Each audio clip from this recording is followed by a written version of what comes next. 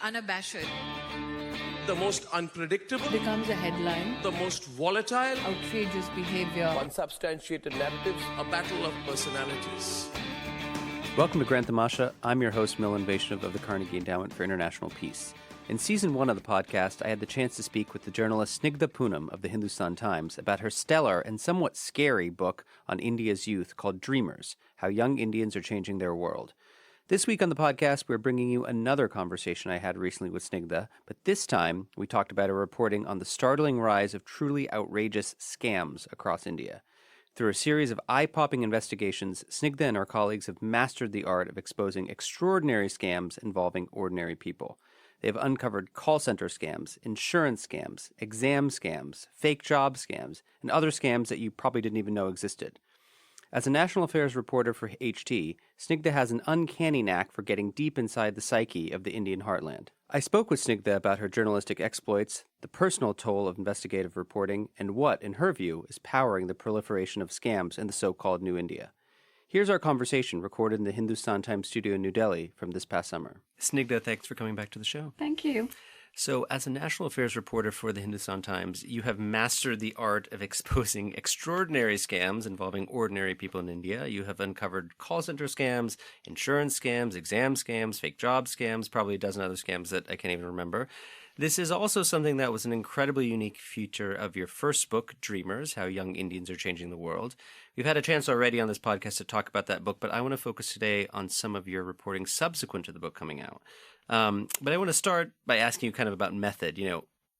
How does someone like yourself, who's a journalist who's based in Delhi, for a national newspaper, an English daily, become an expert at the art of digging out these scams in the first place? Well, I reported my first big investigative piece on scams for HT in 2016. It was on, it exposed a big tech support scam. I'm sure you know what tech support scam is. For those who don't know, it's kind of unique scam that originates in India and affects mostly only English-speaking people everywhere in the world, but mainly rich countries, the US, UK, Australia, Canada.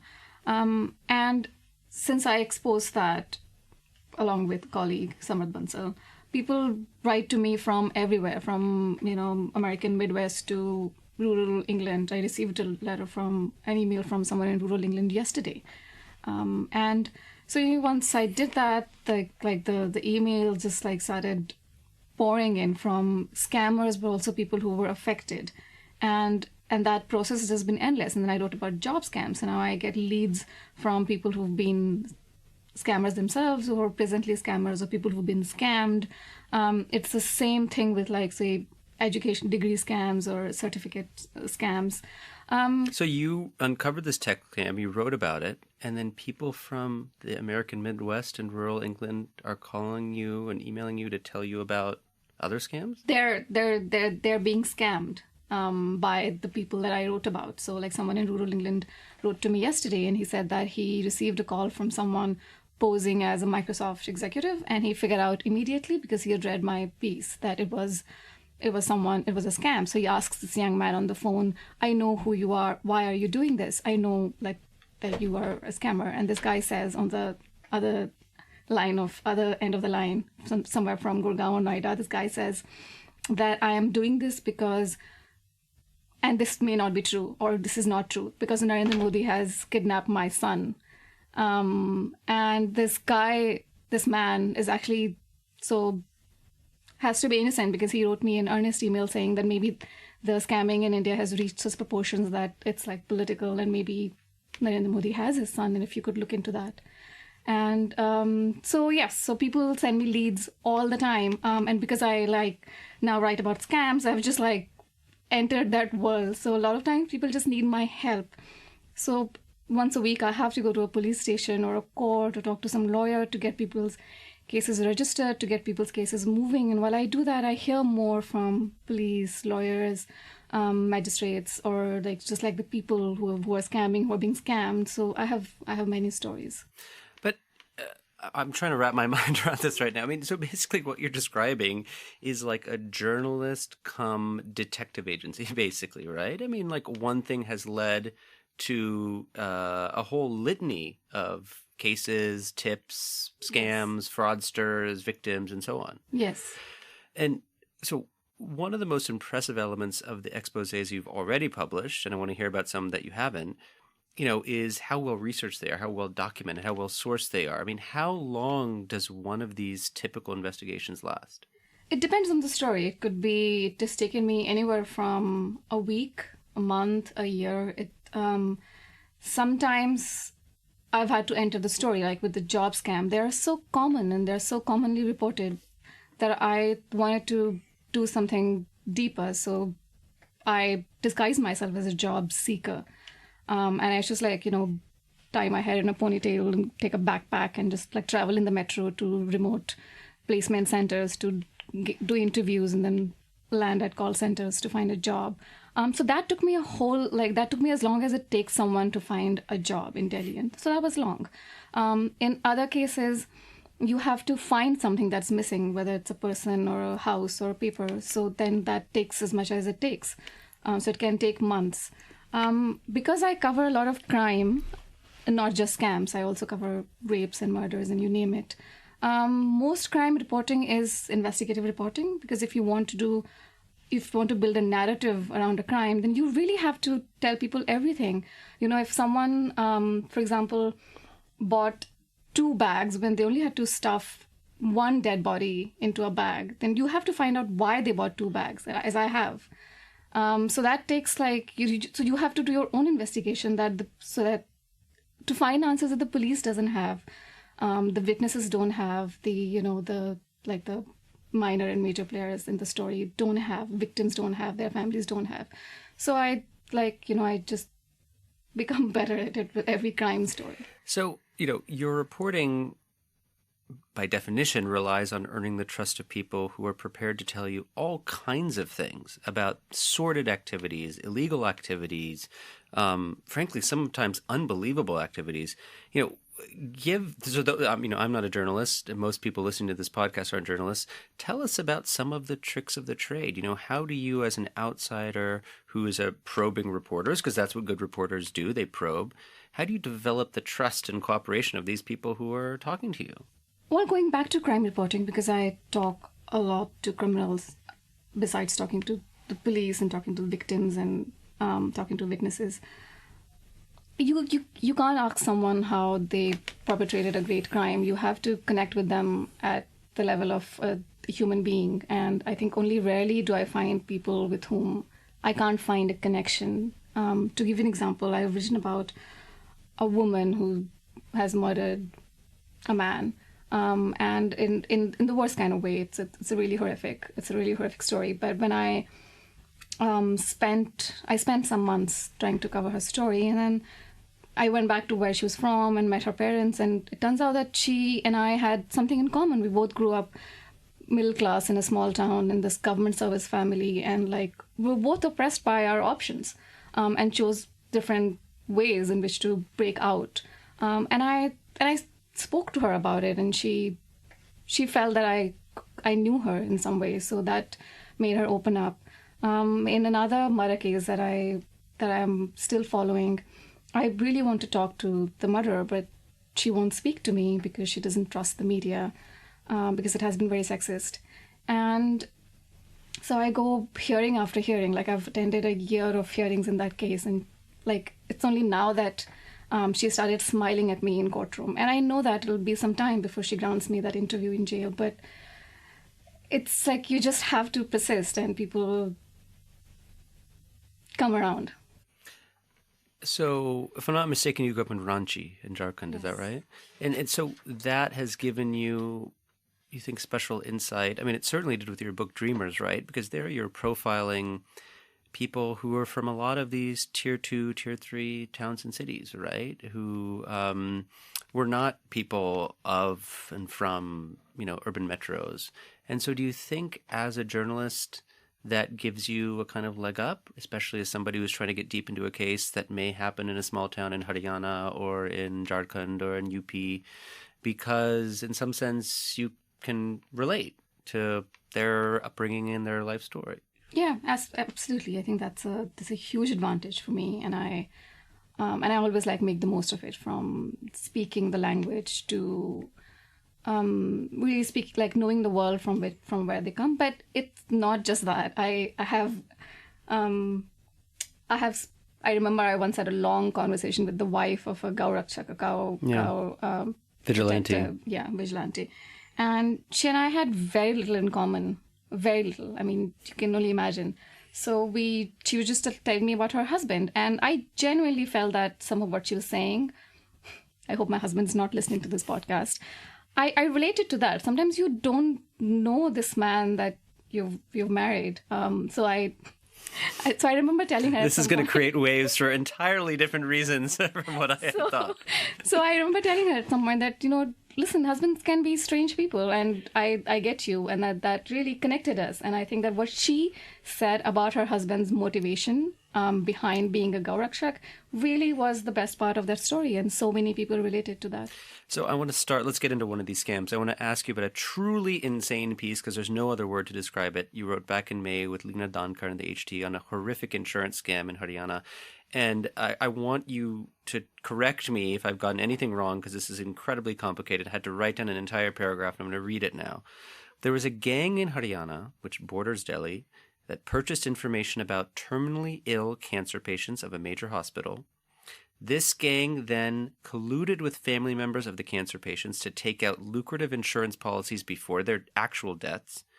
Then the gang, in cahoots, often with the family, bought off the police to make these patients' deaths look accidental. They were cancer patients, but they made them suffer, quote unquote, from accidental deaths so that they could win serious insurance payoffs.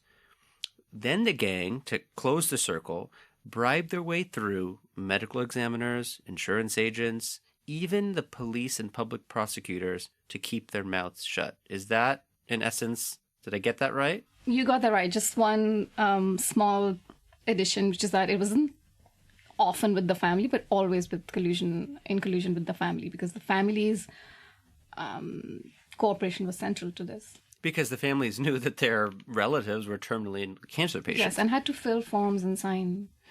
And just to illustrate this a little bit more, what were some of the deaths that these guys were making up? Like, they would say they were what? They were hit by cars, they were bludgeoned to death. I mean, what were some of the... In most cases, there were road accidents, or what we call hit-and-run accidents. So in case after case, there was the same... the same words were used to describe these deaths. A farmer goes to a village to buy a buffalo, and then when he's coming back, he is hit from the behind by a car, and then he falls on the ground immediately, and then the car, which remains unidentified, just speeds away, and the driver remains unseen, etc. So how the hell did you break the story into the open? It was a lead.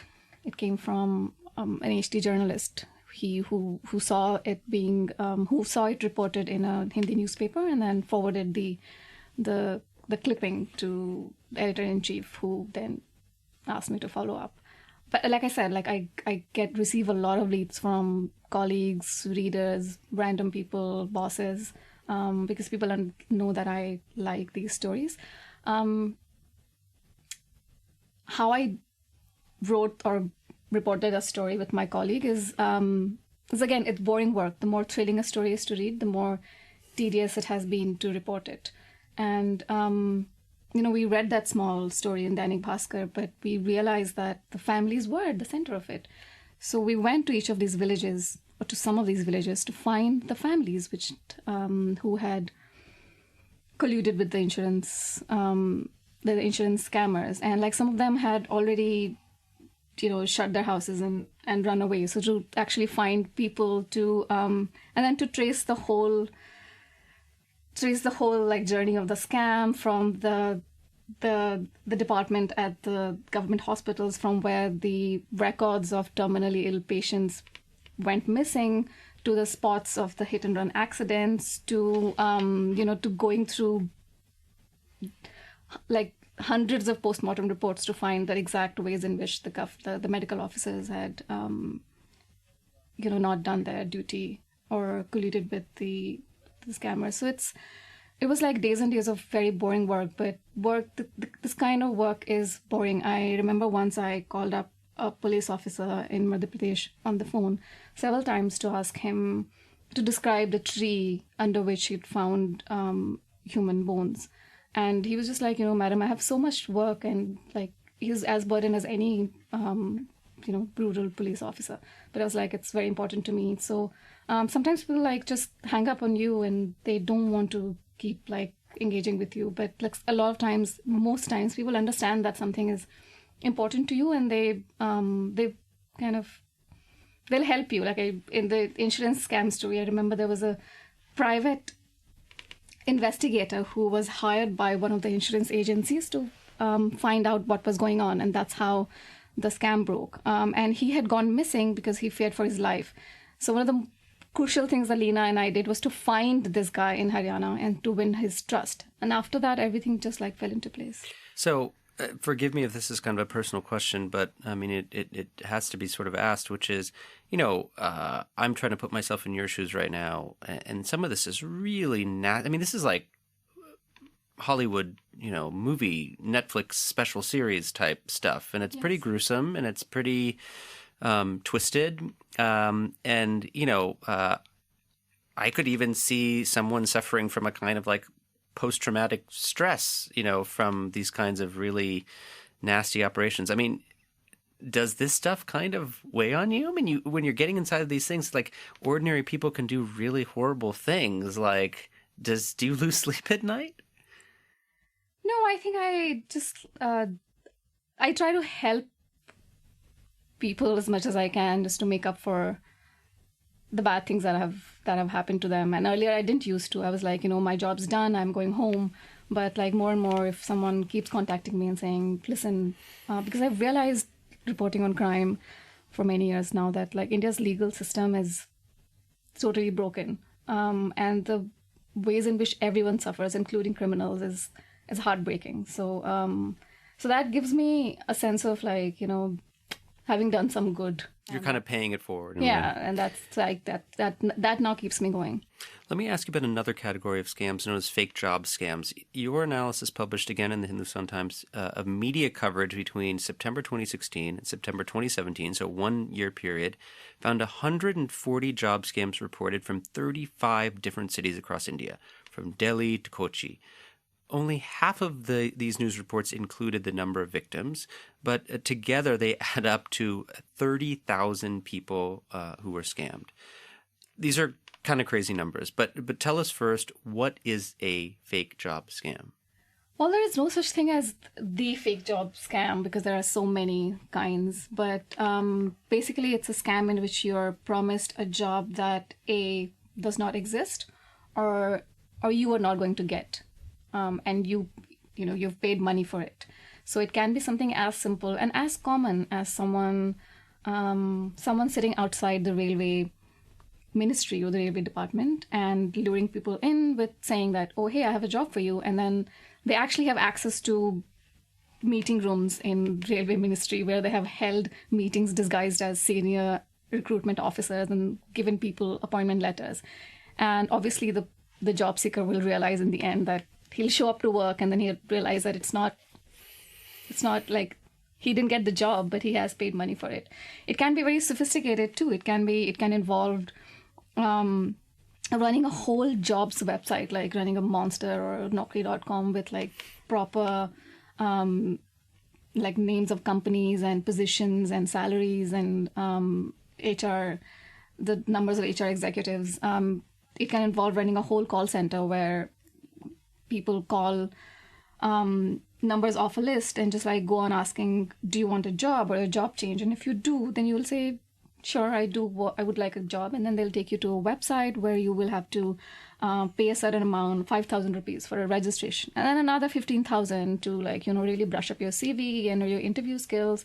And then the job is like almost yours in a week. And then you show up at like Infosys or TCS or Mahindra, and then that job is either not there or it's not yours. But you've paid anywhere between rupees 5,000 to rupees 5 lakh. So like from someone who wants a railway peon job to someone who's a CEO who wants a better salary package so many people are scammed every day.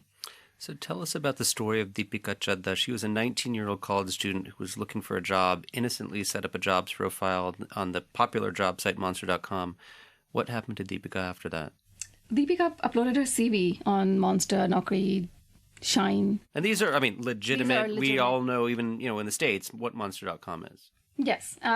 She's just a college student. She hadn't even graduated yet. So she was like, let me do this and see where it goes. And then she wakes up the next day and she has dozens of emails in her inbox offering her immediate jobs with lucrative salary and, series of incentives and international and global and lots of options for career growth. These are literal words in those emails. At the bottom of each of these emails, there is a line that says, call this number. And then she calls this number. And then she's invited to a placement agency somewhere in Delhi. She goes to the placement agency. She goes through an interview. And she's told that she's the ideal candidate for an international call center job that she can begin from the next week. But all she has to do is pay some thousands of rupees and then follow more directions that'll show up on her phone in the form of text message. So another text message comes. She goes to a training center in another part of Delhi, attends a day's training in how to work at a call center, but basically it's just training in some English language and some motivational pepping up. And she pays another few thousand rupees and then waits for another text message which comes in a few days, and then she's invited to the actual site of the job, this call center in another part of Delhi. She goes once again earnestly to this call center to take the job that's supposed to be hers, and then she begins she doesn't begin making calls. She first attends a training process for this job where she's handed a script. And her script begins with that line, do you want a job or a job change? So she memorizes the whole thing. She's supposed to take the person on the line through a registration process and take some money from him and then lead him or her on to the next person in the process who'll offer them a glamorous CV or better interview skills for a job at Infosys or TCS or Mahindra or with the government. And at some point she asks someone if it's a scam, and she realizes that, and she's told clearly that it is. And she's welcome to stay on or to leave. And then she thinks, sure, maybe let me give this 4 months since everyone's making so much money here. I might as well make a few lakhs and then figure out an honest option. So she confronts this whole idea of it being a scam and embraces it in a sense, because why not make the most out of a bad situation? Well, she had been a victim. She would have been a victim of a job scam if she didn't take this job, because she's already paid money for this job. So it's she just figures out that it's better if she actually ends up on the other side, which is to scam other people by promising them jobs that don't exist, rather than being a victim. You've also uncovered an entire cheating industry in the world of school examinations. Back in 2008, you wrote about the small town of Kaushambi in eastern Uttar Pradesh, where over a 5-year period, thousands and thousands of students flooded into this town from all over North India for 4 weeks every year to cheat their way through board exams. These are certification exams that are commonplace. You hear about them, see about them all the time in India. What was going on in this town of Kaushambi to make it a haven for school exam cheaters? Eastern UP, it's a primary education nightmare. There are schools that still don't have buildings. No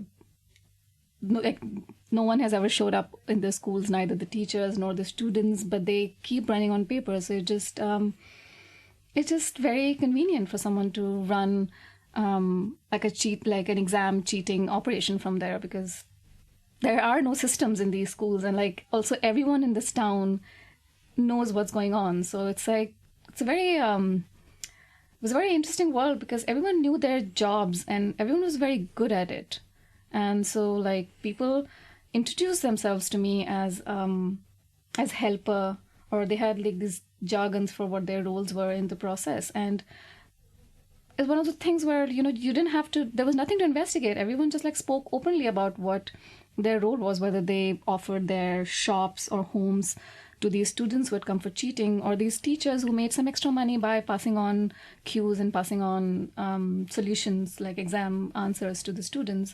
And like the whole town ran on like the dhaba-walas who said, you make 4,000 a day and then you start making 40,000 a day, and so who's going to complain? And so everyone was happy, everyone was chill, and then suddenly the CCTVs were introduced, and the government made it harder to run cheating in the exams, and so like the town's economy had collapsed when I went there. So I mean, we associate cities and places with certain kinds of industries, right? Kota in Rajasthan is famous for being a kind of coaching academy where you send your kids who are civil service aspirants. Gurgaon is, the services or outsourcing, or the claim to fame of this place was cheating. Yes. Right? And I just want to, you mentioned something about after the government caught on to the scheme, cheating declined. This death of the cheating industry, as it's called, created an economic crisis. I just want to quote here from something you wrote, that every household here, referring to Koshambi, used to rent rooms to the students who came here to cheat in exams. If they didn't have an extra room, they used to clean out their cattle enclosure and accommodate students, charging them 2,000 rupees for a month. So, in other words, if I were to, if I was an economics reporter, I mean, this was a productive contributor to GDP of Koshambi. This was, but as with other stories of scams, especially involving young people, there were people who did this. They worked as, I'm forgetting the term for it. It wasn't solver, who worked as solver, but who were also sitting month after month, year after year in railway exams and constable exams and SSC exams. And so for them, it was just another like side job. They didn't see this as something as like being a crime or as being a scam, because they were like, this is what everyone does. You do this until you find your government job. And so this was like one of the most bizarre stories to report, but also one of the easiest, because like no one really made any attempt to hide what they did. I mean, it was there in plain sight, just waiting for someone to kind of come discover it. Yes. So I want to step back for a second and ask for your thoughts on what these stories tell us about India more generally. The insurance scam we talked about earlier in Haryana, you said, quote, it was an ingenious scam, but also one that relied on the easy corruptibility of people in charge of the lives and debts of poor and illiterate villagers, end quote. And, unpack that idea for us a bit. Easy corruptibility, why? India remains a very corrupt system at the ground level or the lowest level. And I'm sure there are good people, and I've met some of them, but the kind of people who are involved in this scam, the post-mortem doctors at these government hospitals, or the clerks in these like government hospital, government cancer hospital, or the local police station constable who has to register a hit and run report, or the local magistrate in the court. These are, I mean, I don't want to make a controversial statement, but it's very common to find that these people can be bribed, or that they don't see that as something so egregious. It's like, just like part of the job. It's but also like there was a kind of a Robin Hood kind of scam, because the people who were at the center of it were the families, and who were cheating? They were cheating these insurance agencies, and who hasn't felt a little betrayed by an insurance company? Right. And so like a lot of readers wrote back to me saying, what's so wrong about this scam? They've cheated us, and now they got a taste of their own medicine. Yes. And that's like the broad idea that interested me in this scam, because I grew up thinking that corruption travels. I also grew up in a government administration family. I always thought the corruption travels from top to bottom, because my father found it so difficult as an honest officer to just survive. And everything was everything was broken. Like the roads never got built. The hospitals charged poor people money for medicines that were supposed to be free.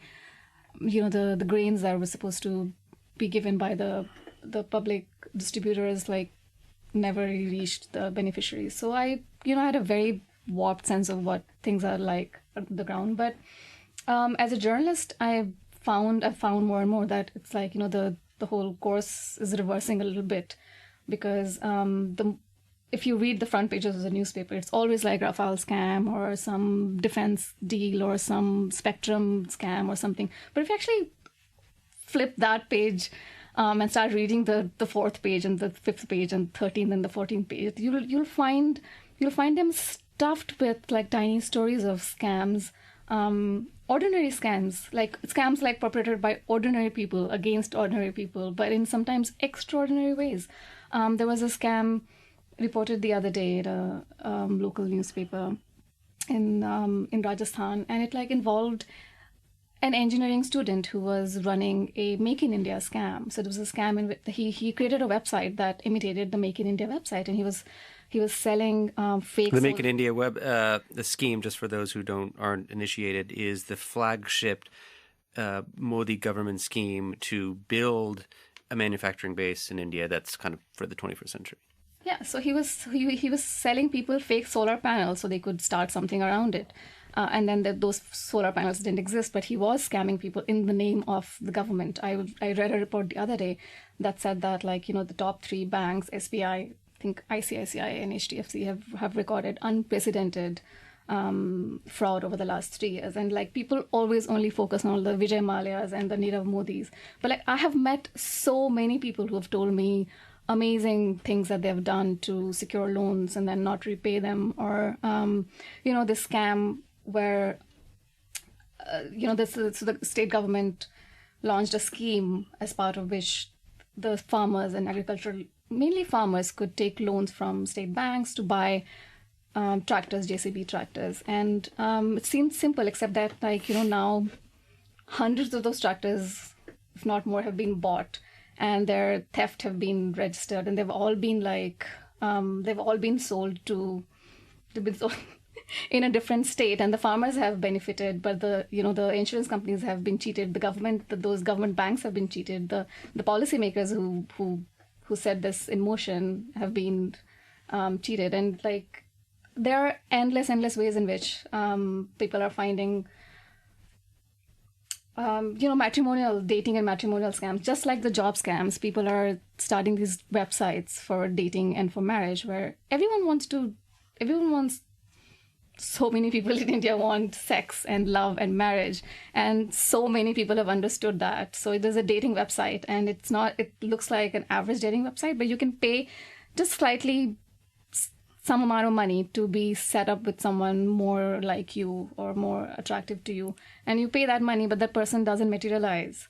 I covered this scam in which this woman was running a fake escorts website. So she was offering sex and she was taking money, but these escorts never existed. So from fake escorts to fake solar panels to, tractor scams and fake gold brick scams, I have a box full of these things. Is it your belief that scams of the kind that we've been talking about, and several others that I'm sure we haven't talked about, these things you've been uncovering, have they been growing in intensity? Is that your sense? Is that there's something about the state of the economy, the state of the government, the state of, people's own aspirations, perhaps? I mean, and if they have been growing in intensity, why do you think that's the case? Well, of course, everyone wants to do better than they were doing. They have fewer options for that, to make that happen. There's internet, and that's a huge intervention. Because that creates a separation between the buyer and the seller, presumably, right? I mean, so you're exchanging emails with people, and next thing you know, they're asking for a little bit of money, and you never see them. You just doesn't require any human interface. Exactly. So in Nigeria, I've met people in India who, once they have the internet, they'll run all kinds of scams. It's not like they're job scammers or tech support scammers. They'll run job scams, tech support scam, travel scam, audition scam, degree scam, NGO scam. So it's like, it's like I was reading this book about Nigerian scams in which millions of young people are involved, and they go to offices and they have meetings with like funders and donors, and they have like then meetings with like people in the government who make things happen. And for a lot of them, that's the only definition of a job. And I'm meeting similar kinds of like people here for whom like it's like going to an office, starting off with like, thinking of a new idea, working on that new idea, finding people who'll find like networking meetings, etc. So it's the same kind of, we're reaching the same kind of level. So, Snigdha, you have your box full of scams. You have probably more than you can handle. What's next? What are you going to do with this box full of scams? I think I can, I hope that a book comes out of it. I just don't know if it'll be about one scam or it'll be about, it'll be a book full of scams. I mean, what's so interesting about all of these things, if you step back and think about the common threads, is, it's something about the marketplace. It's something about the rise of technology. It's something about the role of the state. It's something about the so-called demographic dividend, right? That people have thought that this huge bulge in the youth population, I mean, this is what your first book was about, would lead to all kinds of positive things that would create a virtuous cycle. In fact, perhaps it's creating the opposite. I mean, in some sense, it's a microcosm of this particular moment in India's political economy that this is like one of those unintended, unanticipated consequences. Yes, people have referred to their scamming as their own freedom fight, their fight to like break out of whatever it is that trapped them. I just to end, I remember there was a character in your book, I think his name was Muhammad Azhar, who was an aspiring model, if I'm not mistaken, in Jharkhand. Yes. Who, as I recall, was a sort of genuine guy who tried to make it big, ended up being scammed, and then decided to switch sides and become a scamster himself. And that seems to be a common thread in this story, to the point where people have decided, like, if you can't beat them, join them, right? Yes. Because presumably they don't see following the straight and narrow as a path to success, prosperity, stability, so on. Yeah, absolutely. I think, as I said in the email, I mean, if it is true that the state and the market are leaving the community behind in India, then it's like it's a way for the community to catch up. Snigdha's book is called Dreamers, How Young Indians Are Changing the World. We'll link to the show page on many of these scams that she's written about. And Snigdha, thanks for coming back onto the show, and look forward. I'm not sure if I look forward to reading about more scams, but extremely interested in what you do next, and best of luck on researching for the next book. Thank you. Grant Tamasha is a co-production of the Carnegie Endowment for International Peace and the Hindustan Times. You can find us on iTunes or wherever you get your podcasts. Don't forget to rate and review. It helps others find the show more easily. For more information about the show and to find the writing we referenced on this week's episode, visit our website, granttamasha.com. Production assistance comes from Megan Maxwell and Rachel Osnos. Tim Martin is our audio engineer, and Lauren Dueck is our executive producer. Thanks for listening, and see you next week.